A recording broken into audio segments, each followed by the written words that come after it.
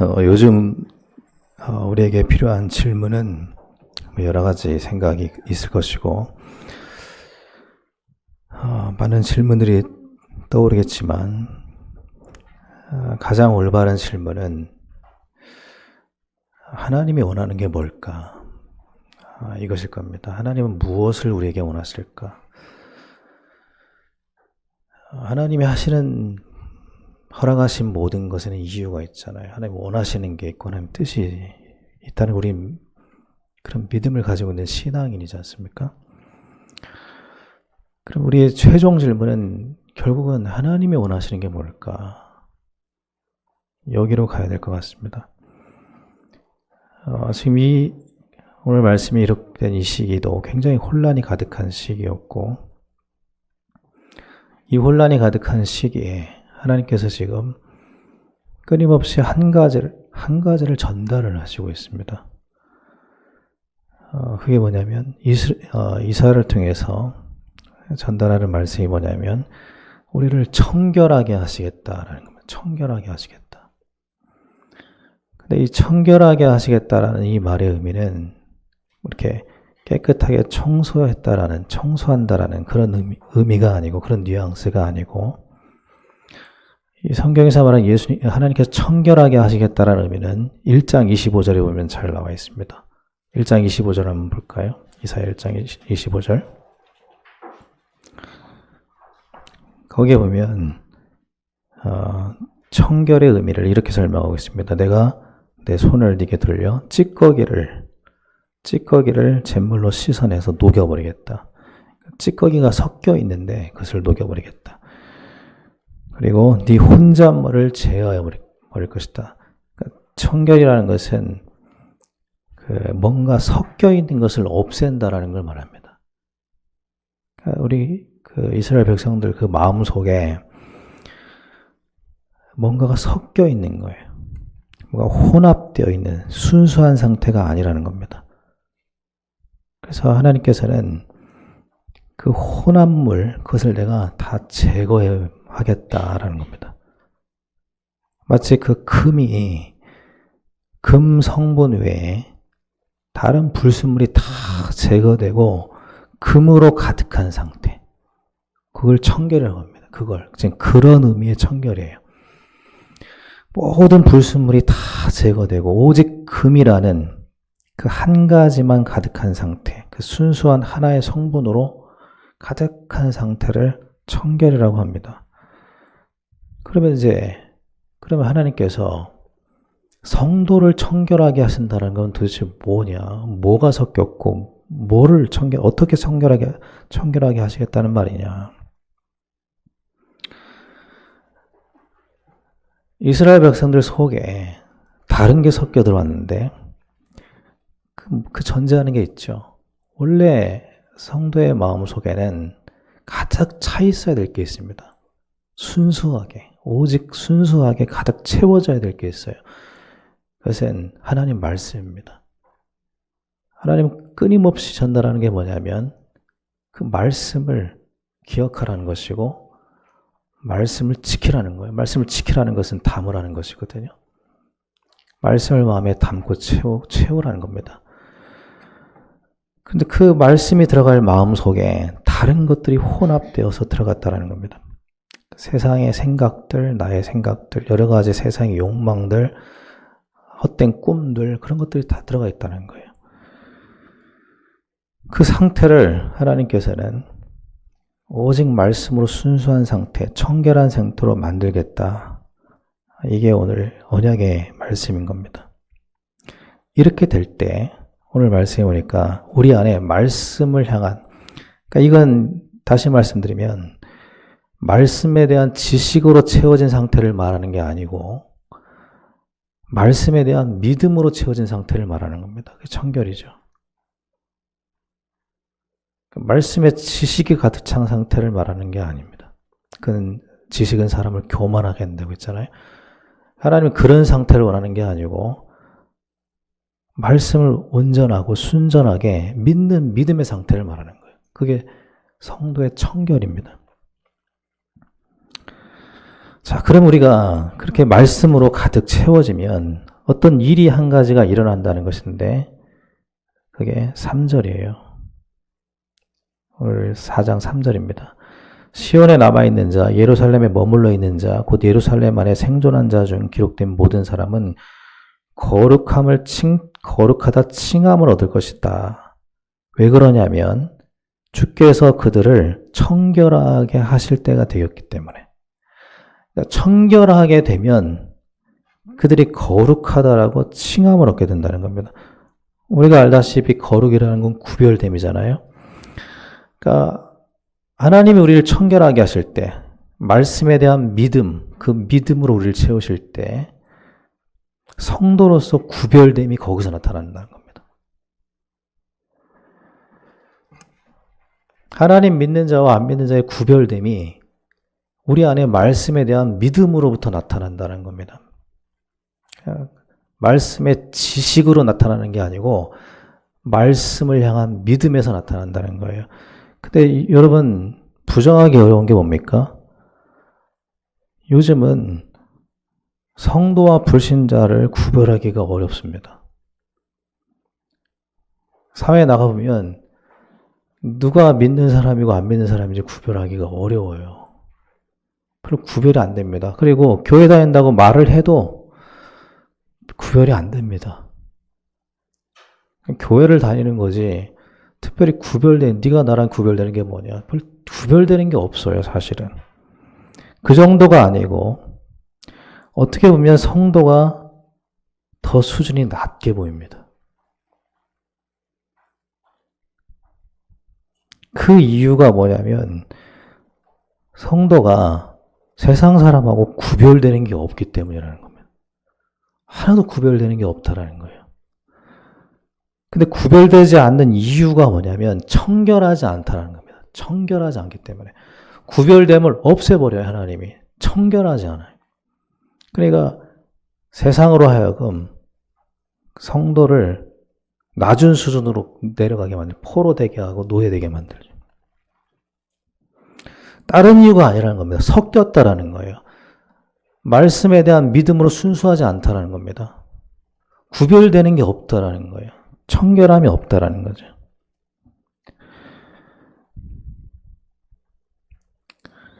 사울왕이 말씀에 대한 지식이 없었던 게 아니죠. 기다려라. 하나님이 사무엘을 통해서 전달했습니다. 기다려라. 그 말씀에 대한 지식을 가지고 있었어요, 사무엘이. 근데 뭐가 없는 겁니까? 그 말씀을 향한 믿음이 없는 거예요. 그래서 사울왕은 그 말씀에 대한 믿음이 없었기 때문에 스스로 무너질 길을 선택하고 인생이 무너지기 시작하죠. 이스라엘 백성, 유대인들도 마찬가지였습니다. 그래서 예배가 없는 게 아니었습니다. 예배는 늘 있었어요. 절기도 잘 지켰습니다. 근데 뭐가 없었냐면 예수 그리스도에 대한 믿음이 없는 거예요. 재앙이 임하기 시작하죠.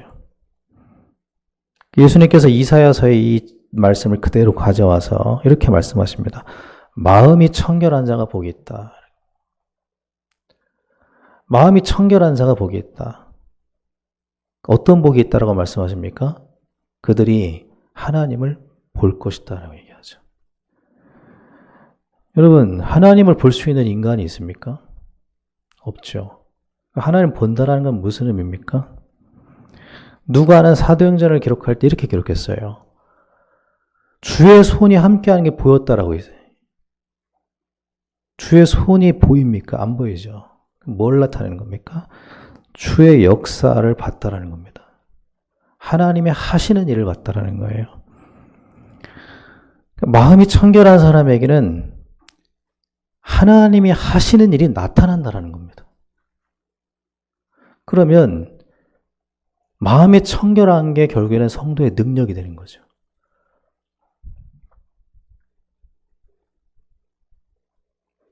성도의 능력은 어디에 있냐면 말씀을 믿는 데 있습니다.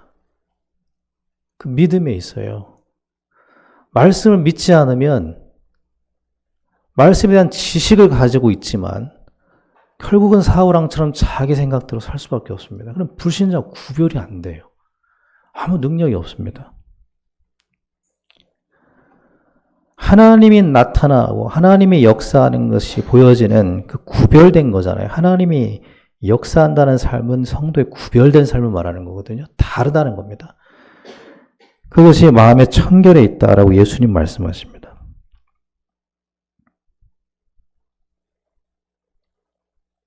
바울은 데살로니가전서 1장 8절에 이렇게 말해요.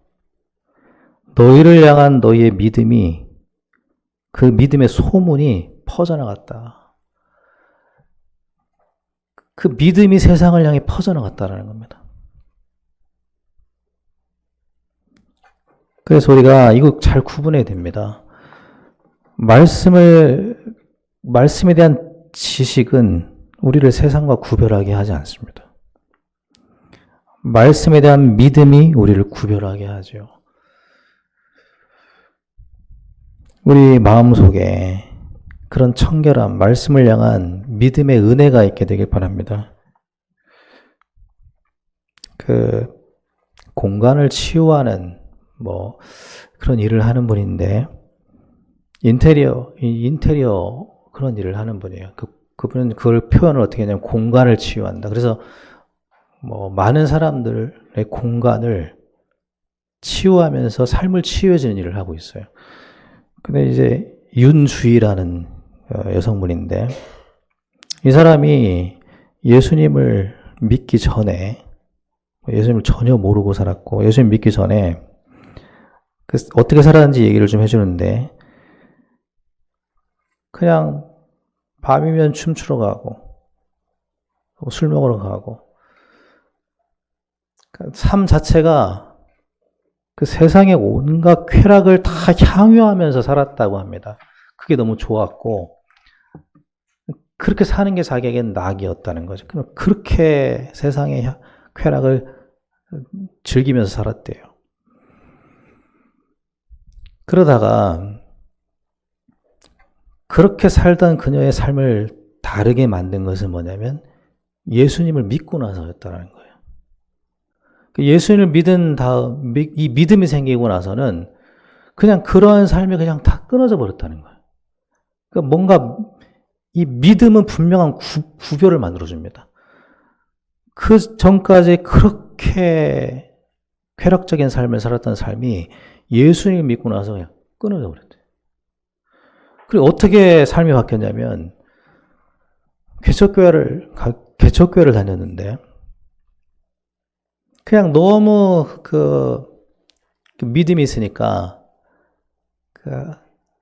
기도가 나오고 그렇게 기도가 되더래요. 그래서 밤에는 철야 그리고 교회에서 잠을 자고 새벽 예배 참여하고 이런 삶을 살기 시작하는 거예요. 근데 이제 문제는 뭐냐면 이 어머니가 불교 신자예요. 집에 부적도 많이 붙여놓는. 엄마와의 갈등이 시작된 겁니다. 그러니까 엄마가 어느 날 갔더니 집을 나가라 이렇게 얘기를 하더래요. 그래서 이 갈등이 계속될 것 같은 생각이 들어서 그냥 엄마 말대로 집을 나왔대요. 그래서 교회 옆에 이제 반지하 방을 얻어가지고 매일같이 철야 새벽 예배를 이분 말에 의하면 10년을 했대요. 10년을 매일 초신자인데 근데 그 10년 동안 뭘 했냐면 어떤 기도를 그렇게 많이 했냐면 엄마를 구원해달라는 그 기도를 그렇게 많이 했대요. 엄마를 구원해달라고. 그러면 기도를 하면 하나님이 마음에 위로를 주시고 확신을 주시더래요.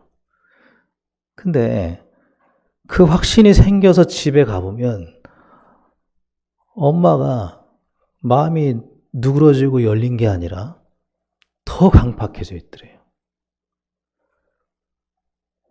10년을 기도하는데 엄마 마음이 계속 강팍해지기만 하더래요. 조금 더 변화가 안 일어나요. 그렇게 10년쯤 기도를 할 때, 그 이분 말에 의하면 밤에 철야 교회에서 자고 새벽 예배 이걸 10년이에요. 10년쯤 됐을 때 기도를 하는데 이런 깨달음이 오더래요. 내가 원하는 응답이 안 와도 그냥 구원받은 게 감사가 그렇게 되더래요. 하나님에 대한 원망이 나오는 게 아니라 그냥 하나님에 대한 감사가 그렇게 나오더래요. 하나님이 그냥 믿어지는 거죠. 하나님에 대한 신뢰가 생기는 거죠. 내가 원하는 응답이 안 와도 내 뜻대로 안 돼도 그냥 하나님을 온전히 신뢰하는 믿음이 생기는 거예요. 그러고 나서 다 내려놔시더래요. 그냥. 그러면서 하는 이런 말을 해요. 하나님은 우리의 욕심을 들으시지 않고 그냥 하나님을 신뢰하기를 원하십니다. 이렇게 얘기를 하더라고요. 그러니까 자기 마음에 자기가 소원하는 그 소원이 다 내려놔지고 그냥 감사가 되고 하나님을 신뢰하는 믿음이 그냥 하나님을 신뢰하는 믿음이. 우리는 뭔가 응답을 얻으려고 하잖아요.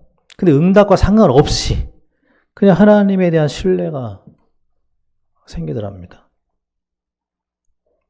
그냥 그 진정한 믿음이겠죠. 그냥 순수한 믿음이 생긴 거죠. 제가 볼 때는 그게 정말 깨끗한 믿음이죠. 그 이후에 그러고 나서 하나님이 가정의 역사를 하기 시작하더래요. 그리고 그 엄마가 구원을 받게 된 얘기를 이제 쭉 들려줬습니다. 그러면서 이런 말을 해요. 자기가 깨달은 건 그거래요. 하나님이 이렇게 말씀하시는 것 같더래요. 구원은 너보다 내가 더 원해. 네 엄마의 구원은 너보다 내가 더 원해. 그런데 원하는 건 뭐냐면 내가 원하는 것은 네가 나를 그냥 끝까지 신뢰하기를 원해. 그리고 기도하기를 원해.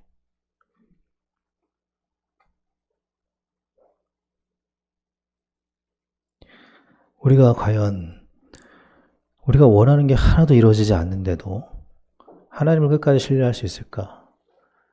사실은 욥의 이야기가 그런 이야기잖아요. 욥은 자기가 원하는 대로의 문제가 아니라 어느 날부터 계속 자기에게 문제가 오기 시작했습니다. 재산을 잃어버리고 자식들이 죽고 자기 몸에 병이 생기고 사람들은 그걸 네 죄라고 얘기했어요. 너의 죄 때문에, 네가 모르는 죄 때문에 그런 일이 생겨라고 얘기했어요. 하나님은 아니라는 겁니다. 그 문제가 아니고 어떤 상황이 오더라도 하나님이 우리에게 원하시는 것은 그냥 하나님을 끝까지 신뢰하는 것. 그게 우리의 지혜다. 그걸 원하신다라는 거예요. 그냥 하나님을 끝까지 신뢰하는 것. 그게 마음의 그냥 깨끗함이라는 거예요. 그게 청결이라는 겁니다. 근데 그 마음이 청결한 자가 예수님 복이 있대요. 하나님이 역사하시는 것을 보게 된대요. 그게 우리 성도의 구별됨 아니겠습니까? 사도 요한은 계시록 14장 4절에 이렇게 얘기했습니다. 순결한 자라고 표현했어요. 순결한 자. 청결한 성도를 말합니다.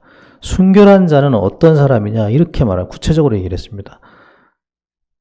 어린 양이 어디로 인도하든지 따라가는 자 이렇게 표현했어요. 순결한 자는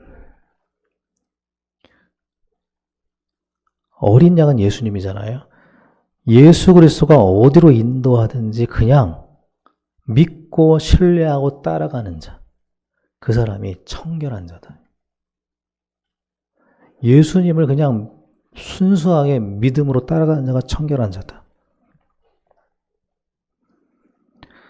예수님을 따라간다라는 말은 예수님의 삶을 본받는다라는 걸 말하잖아요. 예수님 뒤를 졸졸 따라간다는 게 아니고 예수님의 발자취를 따라간다는 것이고 예수님의 삶을 따라간다는 거잖아요. 그 삶을 믿음으로 순종하고 그 삶을 본받는다는 걸 말합니다. 그 사람에게 구별됨이 있다. 하나님의 나타나심이 그 인생에 있다. 여러분, 우리 가정에 하나님의 나타나심이 있어야 되잖아요. 그게 그 가정의 능력 아닙니까? 우리 인생에 하나님의 나타나심이 있어야 되는 거잖아요. 그게 그 성도의 능력이잖아요. 근데 마음이 청결한 자가 하나님을 볼 거죠. 진짜 깨끗하게 하나님을 끝까지 신뢰하는 자가 하나님이 역사하신 것을 보게 된다. 기독교 소설 중에 예수님이라면 어떻게 하실까라는 아주 유명한 소설이 있습니다. 한 약 200년 전에 쓰여진 소설인데 그 소설이 굉장히 유명한 책이에요. 근데 그 내용이 이렇습니다. 한 교회에서 시작된 운동이에요. 어떤 운동이 시작되냐면 이런 운동이 시작됩니다. 1년 동안, 1년간 이 질문을 하고 그 질문에 맞게 살아가자. 내 마음의 양심에 따라서 그 질문에 대답하고 살아가자라는 거였습니다. 그 질문은 뭐냐면 이거예요. 예수님이라면 어떻게 하실까요? 근데 이 질문을 하기로 서약한 자들이 나왔어요. 그 교회에서. 한 50명이 나왔습니다.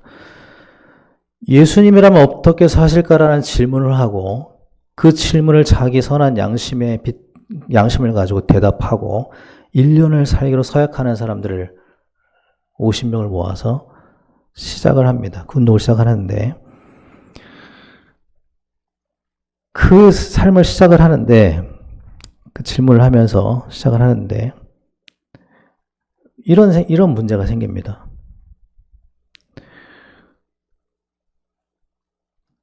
자기들의 삶이 기독교인으로서 그동안 예수님과 얼마나 동떨어진 삶이었는지를 마주하게 돼요.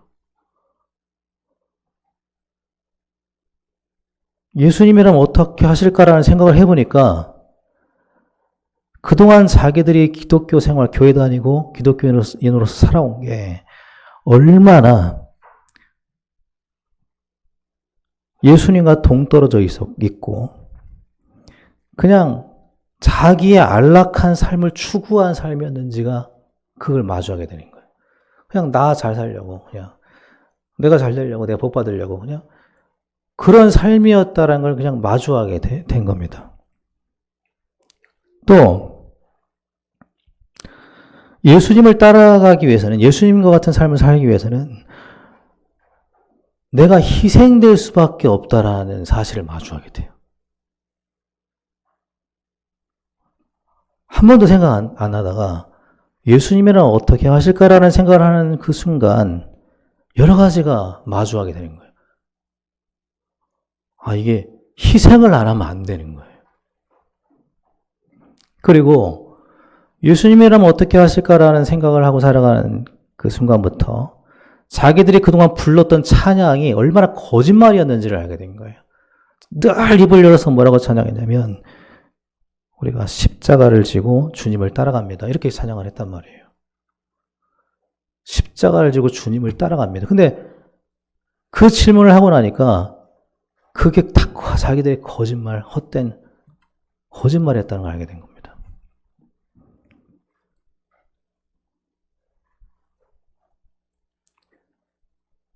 그래서 이 사람들이 어떻게 하냐면 그 질문 앞에서 자기들이 할 수 있는 게 없는 거예요. 그래도 그렇게 살고 싶은 서약을 했고 그렇게 살고 싶은 거예요. 그래서 뭘 하냐면 기도를 하기 시작합니다.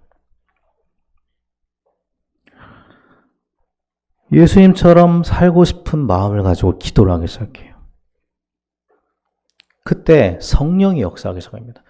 왜냐하면 성령이 하시는 일이 뭐냐면 예수님의 증인이거든요. 성령이 그 진실한 마음에 성령이 역사하기 시작하는 거예요. 진짜 예수님처럼 살고 싶어하는 그 마음 속에 성령이 역사합니다. 도우시는 거죠. 하나님께서. 그리고 나서 그 희생을 넘어서는 충만을 경험하게 되고 계산하지 않고 믿음으로 순종하면서 따라가는 삶을 살아가게 됩니다. 그리고 그 뒤를 따라서 하나님이 역사하는 것을 그려놓은 이야기예요.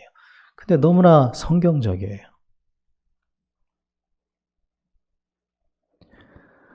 이 이야기를 들을 때 우리가 생각해야 될 성경 속 이야기가 한 가지가 있습니다.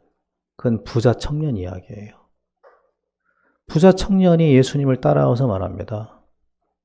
예수님을 따라다니고 싶은 거예요. 이 부자 청년도. 자기도 예수님을 따르고 싶은 거예요. 그래서 묻습니다. 내가 영생을 어떻게 얻습니까? 주님을 따르고 싶다는 얘기겠죠. 그때 예수님이 이렇게 얘기하죠. 네 재산 다 나눠주고 와라. 그 말을 듣자 부자 청년은 자기가 해야 될 희생의 두려움과 마주하게 돼요. 자기 걸 희생해야 되거든요. 예수님을 따르려면. 그게 너무나 두려운 거잖아요. 자기 인생에 두려움이 생기잖아요. 그거 마주하게 됩니다. 그리고 이 부자 청년은 자기 재산을 희생하려고 하는 그 희생을 감당할 믿음이 생기지 않습니다. 그래서 어떻게 합니까? 예수님 따르는 걸 포기하죠.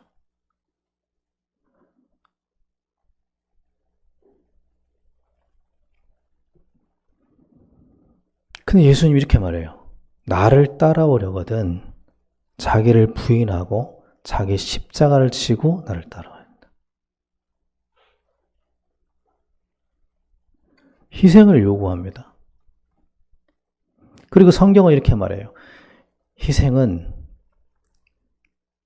너는 희생을 두려움으로 여기지만 예수님의 희생은 구원의 능력이 되었다.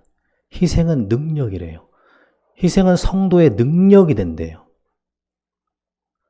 믿음이 없을 때는 그 희생이 두려워요. 그걸 감당하는 어떤 내 것이 다 없어진다는 두려움과 불안이 생깁니다. 그런데 성경은 다른 얘기를 해요. 예수님의 희생은 구원의 능력이 되었대요. 그리고 교회사를 통해서 우리에게 보여준 건 뭡니까? 수많은 순교자들의 희생은 복음의 능력이 되었대요. 여러분, 구약시대의 제사 자체가 무슨 제사라고 합니까? 희생제사라고 하죠. 그 희생제사는 속죄의 능력이 있습니다. 예수님을 따라 산다라고 하는 것은 희생을 요구를 하는 겁니다. 그리고 그 희생은 불안이 아니라는 거예요. 우리를 나약하게 만들거나 잃어버리게 만드는 게 아니래요. 그것은 예수님을 따르는 그 삶은 그 희생은 능력이래요. 성도의 능력이래요. 그리고 예수님은 강요하지 않습니다. 희생을. 부자 청년에게 끝까지 강요하지 않았어요. 나 재산 버리고 따라와. 그냥 가는 거 놔두셔요. 희생은 강요가 아니에요. 제가 여기서 예수님 따르는 삶을 사십시오. 그렇게 강요할 수 없습니다. 그것은 희생이라고 하는 것은 하나님의 은혜예요. 한 사람 이야기만 제가 더 하겠습니다. 저는 요새 새롭게 하소서 보면은 너무나 믿음이 생깁니다. 근데 최근에 본 한 사람 중에 정주호라는 헬스 트레이너가 있습니다. 이분은 아주 유명한 분이에요. 근데 이분이 어렸을 때 얘기를 하는데 아버지가 사업이 망하고 단칸방에 5 식구가 살게 되었다는 겁니다. 근데 아버지가 사업이 망하는 바람에 이 술을 날마다 먹고 오는 거예요. 술을 먹고 오면 가정폭력이 시작되는 겁니다. 그래서 이 정조라는 이분이 아버지를 죽이기 위해서 칼을 갈았대, 맨날. 집에 있는 과도를 갈았대, 맨날. 아버지를 죽이기 위해서. 왜 그랬냐면, 내가 아버지를 죽이면 나만 소년원 가면 다른 가족은 편안하게 살 수 있겠지라는 생각 때문에 그랬대요. 그래서 그 칼을 들고 아버지가 자고 있을 때 심장에 대고 이렇게 찌르려고 하는, 그렇게까지 갔대요. 그러니까 자기 인생이 너무나 비참한 거죠. 그러니까 하나님도 원망이 되는 거예요. 그래서 하나님이 있다면 내가 이렇게 살 수 있냐? 십자가에다 돌 던지고. 어느 날 하나님을 욕하러 교회에 들어갔대요. 내가 들어가서 하나님을 욕해야겠다. 욕하러 들어간 그곳에서 옆에 기도회가 막 열리고 있을 때 자기는 하나님을 욕하고 있었대요. 막. 근데 그렇게 욕을 하는데 하나님의 은혜로 거기에서 자기가 죄인이라는 깨달음이 온 거예요. 그리고 거기서 하나님을 만나게 됐다는 겁니다. 하나님을 향한 믿음이 생기고 나서 자기 삶의 변화가 일어났어요. 어떤 변화가 일어났냐면 자기만을 위해서 평생을 살았어요. 왜냐하면 그런 삶이 싫었기 때문에, 그런 가난한 삶과 그런 폭행당하는 삶이 싫었기 때문에 자기는 잘 살고 싶고 부자가 되고 싶은 마음이 있었기 때문에 자기만을 위해서 평생을 살았습니다. 근데 하나님에 대한 믿음이 생기고 나서 TV를 봤는데 그 TV에 뭐가 나오냐면 170kg가 되는 어떤 여자, 아주 비참하게 삶이 무너진 사람의 이야기가 나오는 걸 보게 됩니다. 그 여자가 170kg 막 아주 거구가 돼가지고 이렇게 집에서 완전히 아무것도 못하고 무기력하게 무너져 있는 사람이에요. 자식들도 다 엄마를 버리고 떠났어요. 그런 엄마랑 같이 살기가 싫다는 거. 혼자서 외롭게 비참하게 무너져 있는 그 사람의 인생 이야기를 보고 이 정주라는 분이 그분을 찾아가요. 찾아가서 내가 당신을 돕고 싶다. 얘기를 합니다. 근데 이분이 마음문을 열질 않아요. 마음이 닫혀버렸어요. 집에서 거기까지 2시간 거리예요. 거기를 마음문이 열릴 때까지 7개월을 갔대요. 7개월을. 그 엄청난 자기 인생하고 상관없잖아요. 그게. 그래서 7개월이 되니까 이분이 마음을 다 열더래요. 그때부터 이분을 데리고 운동을 시작한 거예요.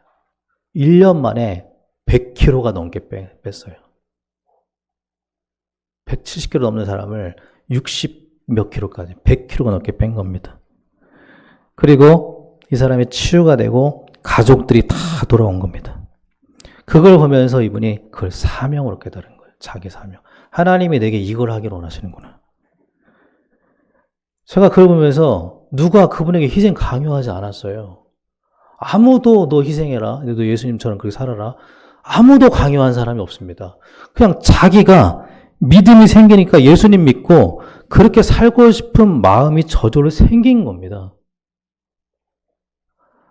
여러분, 우리가 진짜 예수님을 믿는다면 그냥 이렇게 마음이 생기는 거잖아요. 그냥 예수님처럼 살고 싶고 예수님의 뜻대로 살고 싶은 거잖아요, 그냥. 그런 마음이 저절로 생기는 거잖아요. 그러면서 하는 말이 뭐냐면 자기는 지금 돈을 버는 게 목적이 아니고 그런 사람들을 치유하는 게 자기 삶의 목표고 그게 너무나 기쁘다라는 거예요. 그러니까 이상하죠. 희생이 기쁘대요. 감사가 되고. 뭔가 구별되어 있잖아요, 삶이. 그냥 딱 봐도 다르잖아요.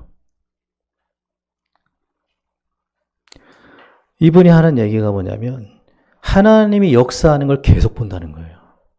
하나님이 역사하는 거를.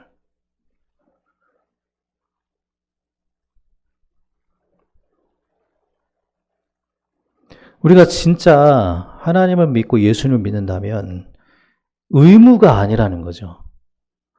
억지로 의무가 아니라 그냥 이분처럼 감사해서 기쁨으로 주님의 길을 따른다는 겁니다. 그리고 희생이라는 것은 기독교인을 나약하게 만드는 것이 아니고 상실하게 만드는 게 아니라 하나님의 역사를 일으키는 능력이라는 겁니다.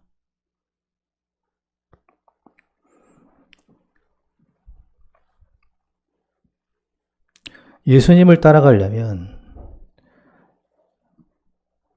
희생은 따라오는 겁니다. 그러나 희생은 뭔가를 잃어버리는 게 아니라는 거예요. 우리의 참된 능력이 거기에 있다는 겁니다. 성도의 능력이 예수님을 따라 사는 삶에 있다. 누가 이 사실을 부인할 수 있습니까? 누가 부정할 수 있습니까? 디모데전서 1장 5절에 사도 바울이 이렇게 얘기했습니다. 디모데를 향해서. 이 교훈의 목적은, 이 교훈이라는 것은 넓게 말하면 복음이에요. 내가 지금까지 줬던 교훈, 이 복음의 목적이 뭔지를 얘기합니다. 이 복음의 목적이 뭔지 아냐? 이 복음의 목적은 이것이다라고 얘기합니다. 이렇게 말합니다. 이 복음의 목적은 청결한 마음과 선한 양심과 거짓이 없는 믿음에서 나오는 사랑이다.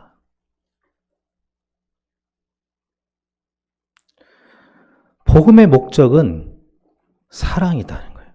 근데 그 사랑은 어디에서 나오냐면 세 가지에서 나온다는 겁니다. 청결한 마음, 선한 양심, 거짓이 없는 믿음. 거기서 예수님의 능력인 사랑이 나온대요. 기독교의 참된 능력인 사랑이 나온대요, 거기서. 근데 사실은요, 이 세 가지를 얘기했지만 한 가지입니다. 한 가지를 다르게 말한 것 뿐이에요. 청결한 마음이 곧 선한 양심이에요. 청결한 마음이 곧 거짓이 없는 믿음입니다. 다 같은 얘기를 다르게 표현한 것 뿐입니다.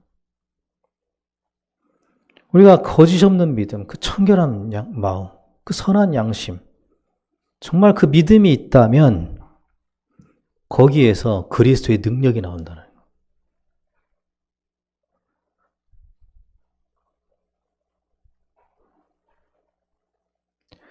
우리가 한번 생각해 봐야 될 것 같아요. 우리 마음에 예수님이라면 어떻게 하실까? 그리고 그 질문에 대해서 선한 양심과 거짓이 없는 믿음으로 답해 보는 겁니다. 예수님이라면 어떻게 하실까? 그리고 거기서 뭔가 분별이 된다면 그렇게 살 수 있도록 은혜를 구해야 될 것 같습니다. 아마 틀림없이 현실과 상황이 우리에게 갈등을 줄 겁니다. 머뭇거리게 하겠죠. 희생은 우리를 불안하게 하잖아요. 근데 거기에서 우리가 해야 될 게 뭡니까? 굴복이 아니라 기도죠. 은혜를 구하는 거죠.